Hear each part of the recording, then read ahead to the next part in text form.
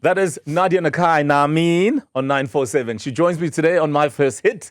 And alluded to the fact that this is one of the songs in her solo effort that we as a team thought was a sure hit, right? But you don't agree. So then which Not one? the first one. Which one would you say was the first? Because here's the thing now. You can release 15 songs. And then the 16th one becomes a hit. Yeah. Right? So which one would you say then was your first hit then? So it also, you have to determine what makes a song a hit. Is it streams? Is it getting a plaque? Is it getting a reaction when you perform? Is it radio play? I'm not sure. But for me, I think the biggest impact and the first hit was Money Bag.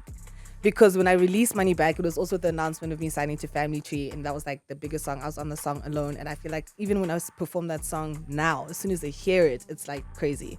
So I feel like that was my first hit. But I'm not saying Namin wasn't a hit. It was a crazy hit. Yeah. And then More Drugs was also an amazing hit, also got a plaque for that. So, but More Drugs got a plaque but didn't get airplay. So it's difficult to determine what the hit is. Exactly. And I don't perform the song a lot because it's not a club song, but I still got a plaque on my wall for More Drugs. So what makes a hit, Mo? It sounds like what makes a hit for you is the song that has the biggest significance in that point in time in your life. Yeah. And Money Tree is... Money Bag. Sorry, Money Bag. Money Tree. Under the Tree. Under the Tree. is that song because, like you rightfully say, it represents that. So what was happening in your life in this moment? Because you are not new to the industry. No. You've been dabbling, yes, in music and other things, a bit of TV here and there, etc. What was happening in your life at that time when those particular songs came out? Both of them. Yeah. So Money Back was so exciting because I had just signed to this record label and we were going to go on tour. It was exciting. We're doing like PR runs. So I was just like, hey, I'm out here. I heard Trap Queen, HipHop Queen.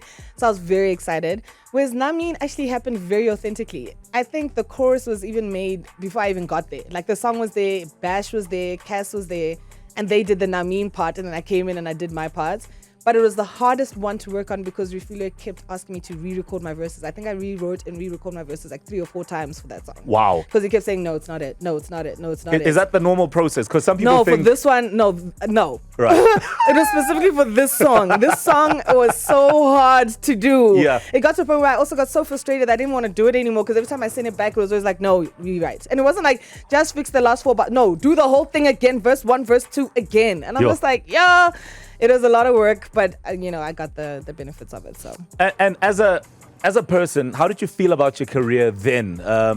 Because also it's about the people that have been there to help you navigate the space, your struggles that you went through, even at a personal level, whatever the story may be. Honestly, I always knew I was hot. Yeah? I'm not talking about physically. I'm just saying, as soon as I came into the game, there's always been talkability around me. If it's on my features, if the songs that I drop, there was always talkability. You couldn't leave me out of the conversation, So, but that also put a lot of pressure because I needed to make sure that I did come out with hits. It wasn't just, oh, Nadia's just pretty face, or Nadia's just chilling with the hottest guys in the game right now. That's why they always want to test my popularity to something else other than it being me and my hard work and all of that stuff. So, but I mean, I've been working with brands for a long time. I've been having my songs playing on radio for a long time. I've been in the industry for quite some time. Yeah. And I think people also really knew me being featured on 3 dominating songs. Then before I even had my hit, which was Amantomazana remix, yes, Do Like I Do, yes, Raga Raga. Yeah. So those songs also really solidified myself as who I am in the game, I guess. And then when I dropped my hits, it was game over. Because I'm sitting here thinking, so you've always had to prove yourself above and beyond. Yeah. Because I understand the dynamic of being a female in the hip hop industry in South Africa at that point, even I suppose even now, and just also being able to get yourself out there and have people not second guess when you say, I'm Nadia Nakai, let's work, put me on. Yeah. Honestly, I've never been that type of person that is put me on. I just, and I'm not being cocky or level-headed or like big-headed, but honestly, a lot of the features I was on was because I was asked to be there, which means I was doing something right. There was something that got their attention. And I honestly feel like I've always gotten the respect from my peers. My peers have always told me we might not work together on a song or whatever, but I love what you're doing. What you're doing is great. You're moving, and I've always had support from people.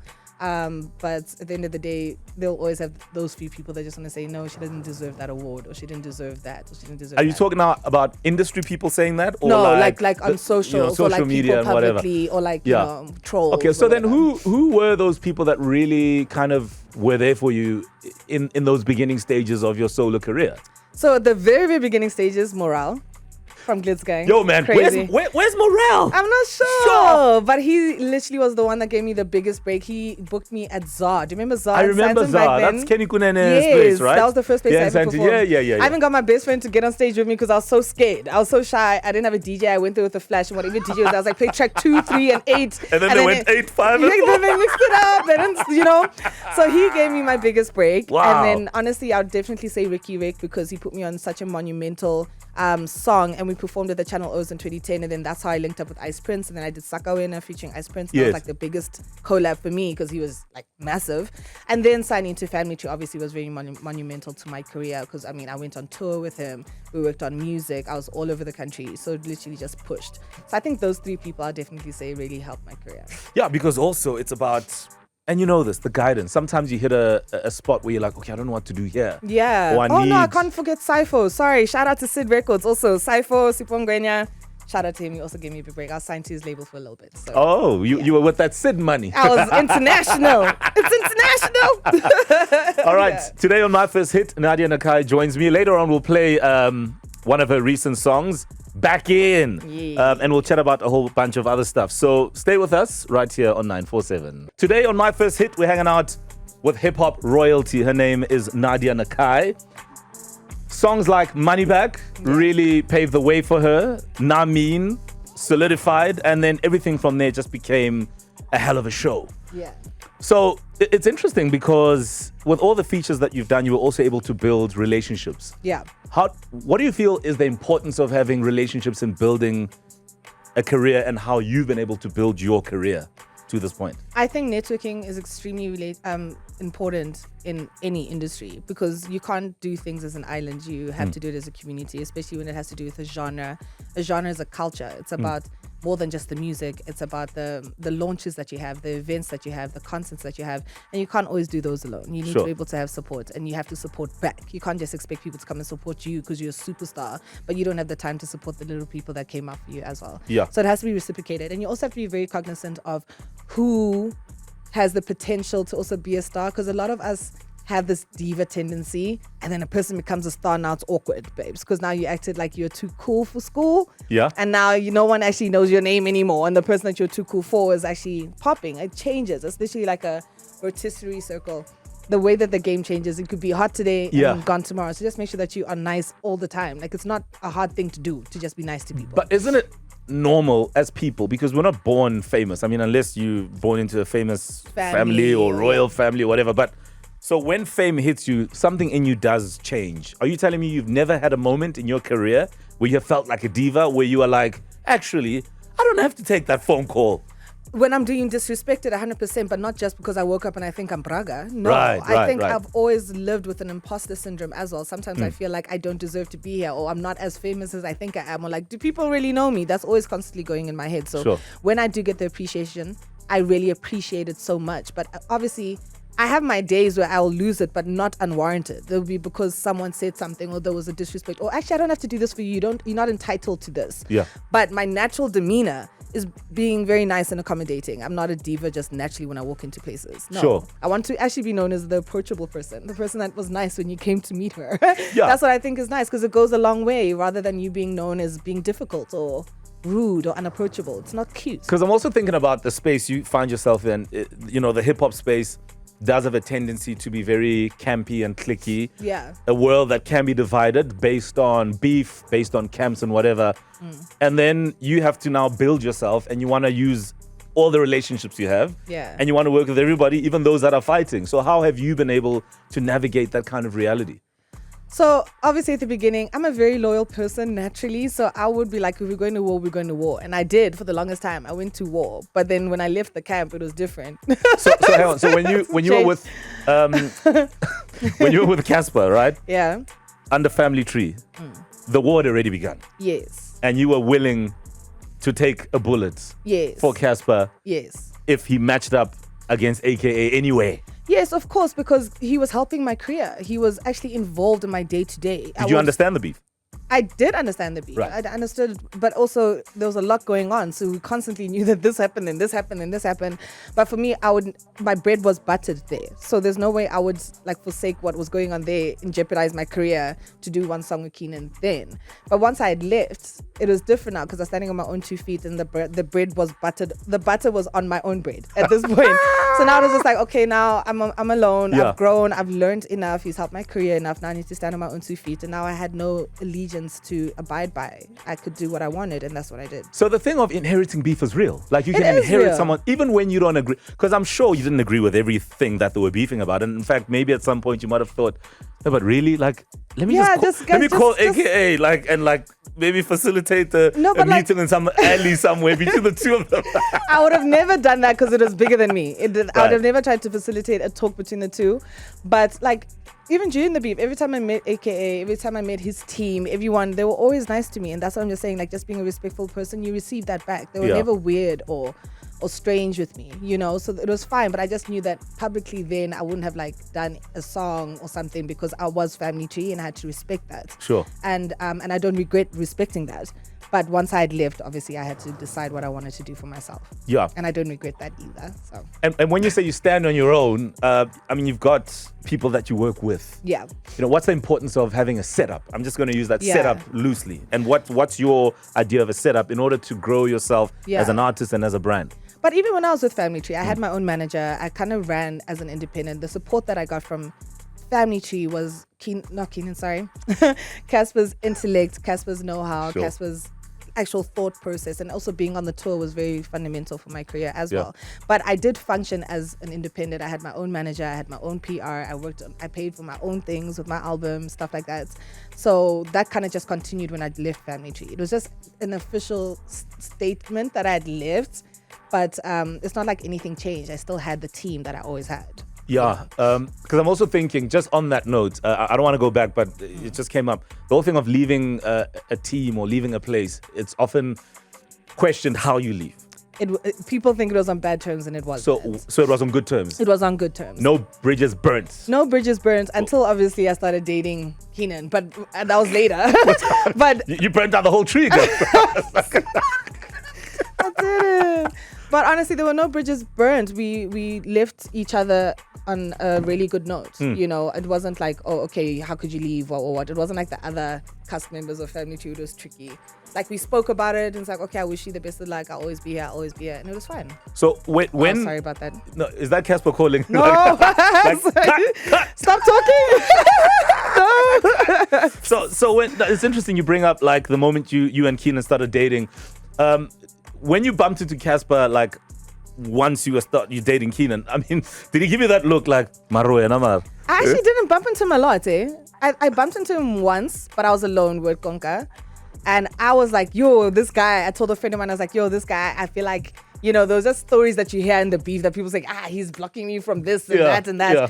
And then he came up to me and he's like, yo, I would never do that. Like, why would I like, even though we have our issues, I would never stop your growth. I would never block gigs and like, what is going on? Then I was like, okay, cool. So he came up to me and was like, like, I don't want people to lie on my name. I would never stop anything from coming to you that is deserving for you. Obviously, me and you are not in the same place, but we cool, and I still see you as my sister, but right now we're just not seeing eye to eye, and that's fine. I respected that, and I get that. I respect that too, because that demonstrates an incredible sense of leadership and like maturity. To say not everything is really about you. Yeah. Even though at some level you are linked to somebody who's involved in that particular space or that thing. Exactly. Yeah, and I think it's a good lesson because things don't always have to go sour. Yeah. If you all talk about it, things can work out. And we did get to talk about it, and now we're fine. So I love it. Yeah. Up next, we're gonna play one of the brand new tunes and talk about everything else that Nadia Nakai is up to right now. Stay with us.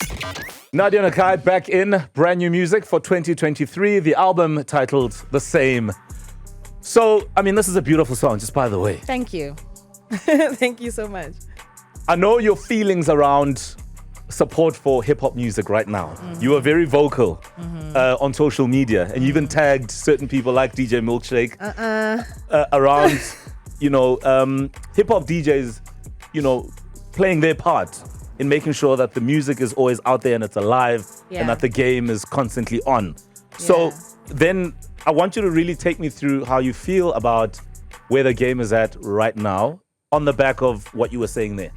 So firstly, I'd like to apologize to Shake. It wasn't to Shake. It's just because I was at an event and he was there and I didn't hear any of the new songs. And I wasn't even just talking about my own songs. I was talking about people that even had dropped that week. Sure. I didn't hear those songs. I didn't hear Travis Scott Fiend on his playlist. I didn't hear Doja Cat. And it wasn't just about him. It was actually just about all of them, you know? I felt like I'm not hearing any of the new stuff, not even me. Like, I'm not hearing anything. So I kind of just went off because I was very litty and I was there and I spoke to him about it and he knows that I've been speaking to him. All of them, I always say, did you get my song? Did you play my song? Did you? Oh no, I don't have it. What do you mean? I make sure that Double D sends out the packs to everybody, that it's available. So what more must I do? And it's not like a new chat that I've had with them. I have this chat all the time.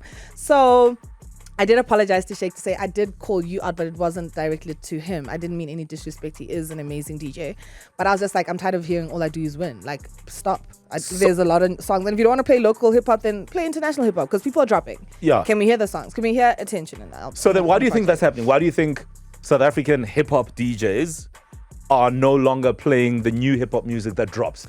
Honestly, I don't think it's something that's just with the DJs. I think also the promoters are not booking a lot of the hip-hop DJs a lot of the time as well. So it's causing a spirit thing. It's affecting like the spirit of the hip-hop DJs as well. That they want to be in the spaces that they were in, but even the promoters are not putting them there. And if they do, it's one DJ and they're playing them at like 9 o'clock at night. It's not nice. And whose fault is it, Nadia? Whose fault is it that, you know, as you put it, hip-hop DJs are not the in thing or the headliners anymore like they were before? I think it's both of us. I think us as artists need to keep dropping hip hop and keep doing it, because I think we have this thing where when piano is taking over, we say, okay, maybe piano's gonna have their run, let's take a step back and not drop. But we have to continuously be dropping music, and the DJs need to continuously be playing it, but also creating their own thing as well, like creating their own brands in order to be in those spaces, because we are still in those spaces. Like, I'm still in those spaces, even though I'm hip hop. I haven't switched to piano and I'm not going to, but I'm still in those spaces, you know?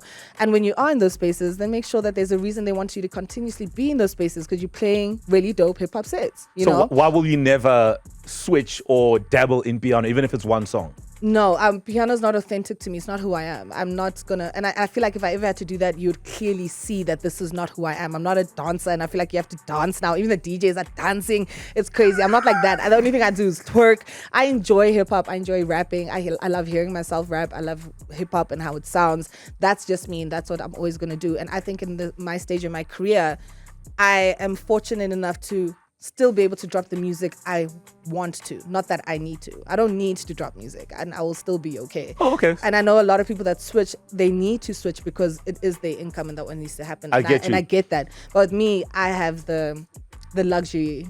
I'm grateful of other things, which we'll chat about in just a moment. But I want to talk about this this concept of never jumping on a Yano's song. So have you ever been approached? If you get approached today, even if it's by a Kabza or Mellow and Sleazy or a Pori, would you literally say no? I would definitely say no, because... Have you been approached before? I have been approached by... Who was it? No. Hello.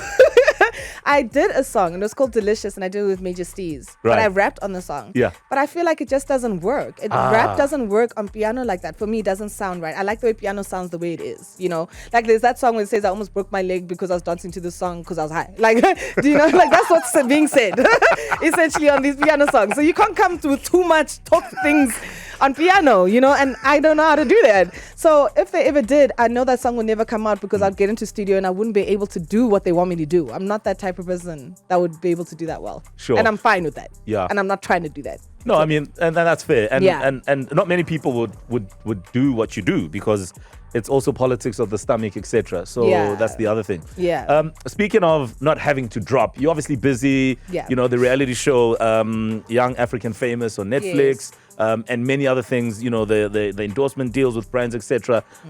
Do you find that is where and how it's going to be for you going forward, where there's going to be less music and more the other stuff? No, there'll never be less music because you always have to keep the main thing the main thing. The reason why people know me from the beginning is from the music, so I'll never put that aside.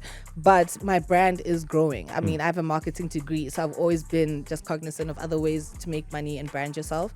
So like the app now, I'm releasing my makeup range, which will be releasing next month in stores. I've got clothing coming out. So that stuff excites me too because of that business side of me. My degree always comes in and says, how are you going to market more? How are you going to do more of this? You know, so yeah, but I don't think I'll ever stop releasing music, but I definitely release music because I enjoy it, not because I need to. I enjoy making hip hop and I enjoy releasing it. So I can release one song a year and that's fine for me. But when I'm in the clubs, I still want to hear hip hop and I want to hear all those songs that are on my playlist. I want to hear. All right, fine. Now, the other thing, Nadia, because you're going back there, is the number of female artists coming in the hip hop space, for example. Yeah. Do you think there are a lot of young women who see themselves as hip hop artists, or are you seeing a lot more young women wanting to be DJs? In hip hop, a lot of young women being hip hop artists, but in piano, I think a lot of women wanting to become DJs. It's a different ball game. But this always happens. There was a time where being a rapper was a trend and every female was rapping. And then it was now DJing and every female is DJing. There's always that kind of thing that it switches. What's popular is what happens. And the nice thing about girls is that they can do whatever they want because they're girls. We can do what we want. We run the world. You can literally buy everything I sell you. So I can decide to be a DJ today. You will book me. Even if I don't have one song I'm playing my set. Please don't shock us. No, I wouldn't, but I'm saying, you know, we just have that. And it's so unfortunate because there's a lot of DJs that are actually DJing, that are actually doing, and I feel so bad for the males because a girl can wake up today, she can be pretty and have a recorded set and press play at Konka and she's booked. Have you seen ladies do that on the decks with recorded sets? No, I wouldn't even know what that looks like. I'm just saying when you see on socials, I saw Tuli P. She posted a video saying, I'm happy that they recorded me actually mixing live because people think that she plays recorded sets. Yeah. So there's always that conversation of like, oh, you're pretty, you just decided, what, you're probably not even mixing. But she really is. And she's posting her videos of when she's really mixing. So that's what I'm talking about. I don't know what it looks like, but I'm just saying it can happen. Someone can decide, I'm tired of TV, let me just DJ. And you can't, babes. I'm tired of teaching these kids. Yes. I'm going to be their DJ. I'm going to be a DJ. And if you're pretty, you got a nice nyash. It can happen for you, babes. In South Africa, you can be whatever you want to be. Nadia Nakai on 947. Nadia, we're out of time. Thank you so much for joining us. Thank you so much for having me. I really appreciate it. It's been great. One thing I do have to ask is you guys did a magical piece for us at Joburg Day. Yes. That was beautiful, man. The Legacy performance. With the mega band. Yeah. I know you miss a gazillion things about AKA. Give me 2 before you go. I miss his chuckle. And I miss how he could be really soft and like a little boy with me. Like it was only reserved for me. And he was a menace with everyone else. But I was about to say. Yeah, he was a menace with everyone else. But I love that. I love that he was a menace with everyone else. But I got that soft, sweet Keenan. I miss that. Beautiful. Hold on to those memories. I will. Thank you. Thank you so much. You're doing absolutely well. Good luck with your album that's out now, the reality shows, and all the cool brand stuff that you're doing. Ne? Thank you. I appreciate it. Done. Nadia Nakai on 947. Mo Flava on 947.